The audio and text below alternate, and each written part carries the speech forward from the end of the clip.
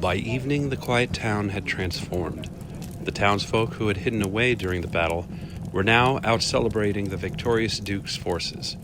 Many of the warriors, merchants, and craftsmen had found their way to Berhan's only inn, the Bristling Boar. The previous night, Brune had been making jokes about how the place was a bristling boar, but after the thrill of battle, the tavern located on the first floor was bustling. Hamish and his band had sold off the loot from the field and made a decent bit of profit, which they spent effortlessly. Barmaids shoved and careened through the crowded, candlelit space. The innkeep, joyous for the coin he was earning, was shouting jokes and serving at the bar alongside his usual bartender. Cramped into a corner, a minstrel played a lute and sang irreverently, accompanied by a drummer and a flutist. Men shouted, women danced and sang, drinks spilled, and fists pounded against heavy wooden tables. Bowen was dancing with 3 women at once, toes tapping and hips circling. Brune was arm wrestling against some of the bolder men, while Sparrow was taking bets on the outcome and breaking at least even. Hamish and Zaldivar were sitting at a table in a dimly lit corner, drinking with a hooded figure who kept his eyes low, his face in shadow. "The Lord of Cragganmore appreciates your efforts this day," the hooded man said, and slid a leather pouch across the table in Hamish's direction. "And we appreciate his dukeship's patronage, as always," replied Hamish, smirking slightly and taking the purse. The man leaned forward, letting just the bottom of his face into the candlelight. His black mustache and goatee were neatly trimmed, and his grin revealed perfect porcelain-white teeth. "Now that's all settled, should we find some wenches, don't you think?" Zaldivar was swimming in his cups and appeared not to hear, but Hamish leaned in and whispered, "Don't you think the Duke has enough courtly ladies in calling, not to mention his wife?" "Come now, Ham, we're in the outskirts of civilization. Don't bring her up. This common herd needs culling." He laughed, and Hamish rolled his eyes. "My father may have been a relentlessly pious man, but I am not so much. The castle and court are far from here, and the wilderness is just over your left shoulder," he pointed, and his beshadowed eye winked. "Berhan," he said with disdain as he lowered his arm and leaned back in his chair. "Had my nemesis not chosen this as our place of battle, I would never have noticed this paltry blemish on the map. The women are fit, though, eh? Is it so awful that a man should wish to escape his noble trappings from time to time?" He twisted the tips of his mustache. "Mayhap Sir Reginald is apt for such a venture." At the sound of that name, Hamish cringed. The hooded man reached across the table and slapped Hamish on the shoulder. "Now there's a knight has no quib with siring a few bastards." Zaldivar finally stirred, slamming his fist into the table, and hissed, Reginald's a knob." He followed the outburst with a long burp. "Easy now, friend," cautioned the hooded one. He leveled a finger towards Zaldivar. "Sir Gilbert Reginald is high-born, and sword-sworn. Wouldn't want any nobles to hear such an insult." "Lucky for us," Hamish rebuked. "No self-respecting nobleman would dare be seen in such a place as this, mixing with the rabble, in paltry Berhan, whoring even." The hooded man clicked his tongue and took a long drink from his tankard. Hamish went on.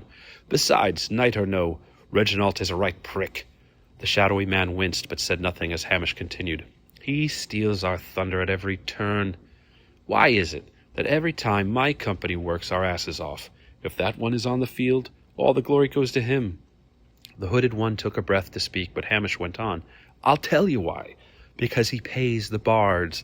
He turns his nose up at anyone who doesn't have gold on their spurs, and he—" The cloaked man burst out in a loud laugh and extended a pointing finger at Hamish. "You are so very jealous!"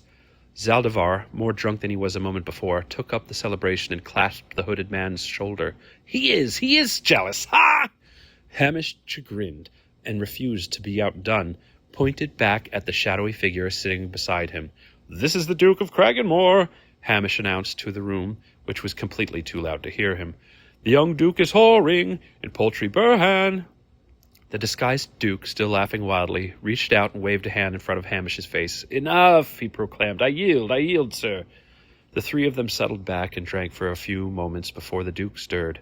"Sir Reginald is an ass, I'll give you that, but he pulls the best-looking wenches, and I can drink with him at court." A look of sympathy crossed his shaded features. "Besides, Ham, fame doesn't suit you, old boy." He stood, dropped a few glittering coins on the table, and disappeared towards the door. "I couldn't care less," Hamish muttered. Bowen came and sat for a moment. He looked at the coinage on the table, observed Hamish's disposition, and promptly left to dance again. Between sips of ale, Zaldivar spoke up. "I'm telling you, Ham, she's staring at me." "Which one now?" Hamish asked, and wiped some foam from his lips. "Devil's teeth, but you don't listen," Zaldivar slurred. "Don't point, Zaldivar, don't point." Hamish pulled Zaldivar's arm back to the table. "She's perfect," he hiccuped. Hamish sighed. "You know, this happens every time we drink. Every time. The spirits awaken my charisma. Look now, how she fits into that armor. Have you ever seen so exquisite a figure? How round her thighs, how full her bosom. Look, Ham, there she glanced." "The statuesque woman by the door? But so light-skinned. Must be a foreigner, no?" "I don't have a problem with that at all, Ham." Zaldivar's head was wobbling slightly. "Nor I." Hamish leaned back.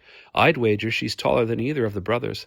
Hell, that sword on her back might be taller than you. She is a lovely one. Yes, I see it now. If you fancy her, be a sport. Go talk to her." He waved to a passing barmaid. "What?"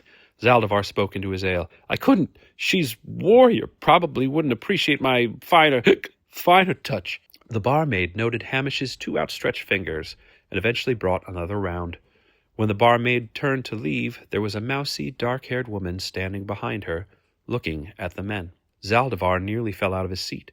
"Hamish, behold! My charms have enticed yet another." Hamish momentarily put his hand over Zaldivar's mouth. "Hello," he said, and stood. Hamish pulled the chair formerly occupied by the disguised Duke around to the other side of the table for her. "May I offer you a seat?" The woman's eyes blinked apprehensively. "Thank you," she said quietly, and accepted the chair, sitting with an elegant, fluid motion. There was a long moment of silence at the table, though the din of the room rose. The woman was small, better dressed than most of the commoners, and she looked from Hamish to Zaldivar, then back. 2 voices spoke over each other. "May I buy you a—" Hamish began, and "Thank you, my lord." "Oh," she finished. A slow, drunken giggle emanated from Zaldivar as he observed the awkward interaction. Hamish summoned what he hoped was a disarming smile. He cleared his throat and began again. "I'm no lord, just a man making his way. My name is Hamish Alaricsson, and this drunken lout to my right is—" "Zaldivar!" Zaldivar interrupted his companion and burped loudly. The woman scrunched up her brow and leaned back. Hamish gave his cohort a discouraging look, then turned back to face her and offered, "I'm so sorry about that. Your name, miss?" She drew a deep breath and introduced herself over the shouting, singing patrons. "It's Vague Lynn, of Greybrook." The 2 men showed no reaction, only went on looking at her for the space of several breaths. Finally, Zaldivar pronounced, "Vague Lynn?" She hesitated, giving Zaldivar an incredulous glare. "Like a title," Hamish said, and looked at Zaldivar, whose mouth formed a silent "oh." Hamish went on, "Like Black Walt or Jack the Cutlass." "No," she squeezed her eyes shut for a moment. Leaning forward, she spoke loudly, enunciating each syllable to no noticeable difference. "My name is Vague Lynn."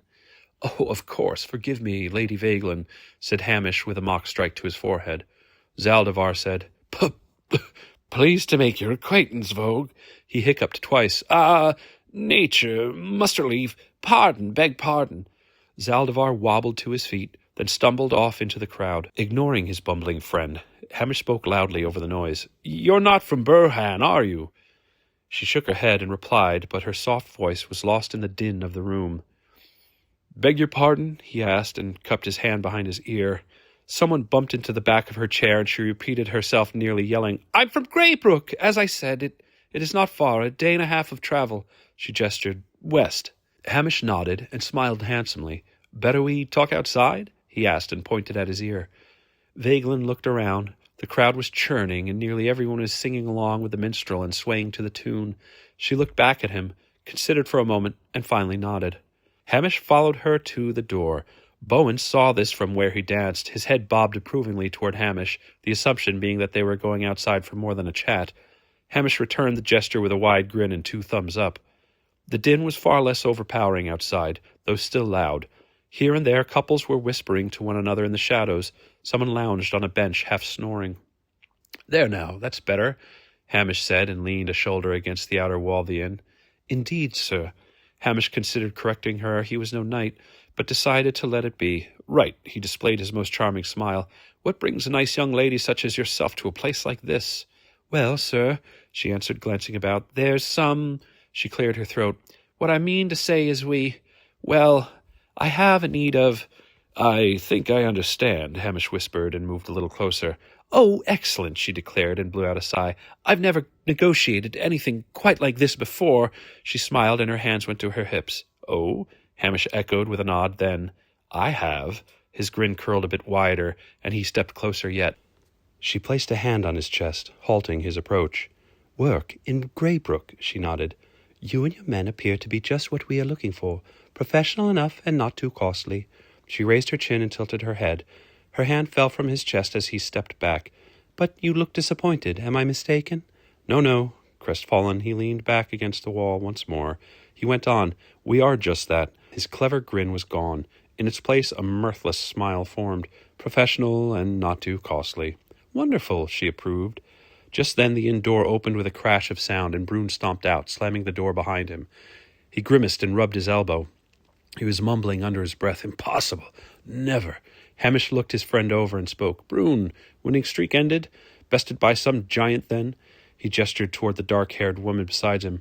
"This is vague," Brune rumbled. "Vague? Try absurd!" He didn't seem to notice the lady. "Never in all my days, Ham, never have I seen a larger woman. And strong! This one could move mountains," he bellowed. "If she beat you in arm wrestling, then she has indeed moved a mountain," Hamish surmised. It was then that Brune noticed Vagelin, and she introduced herself. "Good evening. I am Vagelin of Greybrook, and I believe you're speaking of my associate, Hild. Your master here and I have just entered an arrangement." "Master!" Brune spat out the word and cackled, all but forgetting his aching arm. "Free company, miss," he repeated, emphasizing each word. "Free company." "Associate?" asked Ham. "Yes," answered Vagelin. "I hired her earlier today, after seeing her prowess with the great sword on the battlefield. She'll be joining us on this venture." Hamish crossed his arms, and Brune began grumbling and shaking his head. Hamish raised a finger. "Perhaps we should discuss terms." Vagelin cleared her throat. "I'm prepared to offer your troop 1 silver drachm plus supplies for your services for a duration of up to 1 week, she said matter-of-factly. Brune looked at Hamish, his demeanour lightening. "I'll leave the details to you," he then added sarcastically, "Master," before vanishing back into the inn. Hamish watched his friend go, then turned back to Vagelin. "Just what kind of work are we talking about?" "My father, the Lord of Greybrook, has gone missing. We suspect that bandits might be involved." Scratching his chin, Hamish asked, "An abduction? Did anyone see this happen?" She considered her answer. "We don't think so." "Have you received an offer of exchange, a ransom?" "Not as of yet." Hamish closed his eyes for a few heartbeats and thought, "Vague indeed." Noting his hesitation, she looked away and demurred. "Mayhaps I've misjudged. Is it possible you are not the warrior I seek?" When she looked back, the movement was slow and smooth. Hamish's head swam a moment. He blinked away the swirling sensation, but all he could focus on was her face. Her eyes, alluring, looked up into his own, and he noticed for the first time her subtle freckles. Her lips, somehow redder now, portrayed the faintest smile. He knew she was baiting him, but he found he was powerless to ignore it. For a moment, he wondered if he were bewitched, but he had drank a fair amount after all. Hamish yielded to the coercion and spoke proudly. "I assure you, we are up to any task, my lady." "Then it is settled. We leave in the morning." She cleared her throat. "I shall retire now." Whatever romantic spell had been in the air evaporated as quickly as it had settled over him. Hamish held onto the siding of the inn as his head reeled a second time. She awkwardly added, "Be ready in the morning." She brushed past him back into the inn.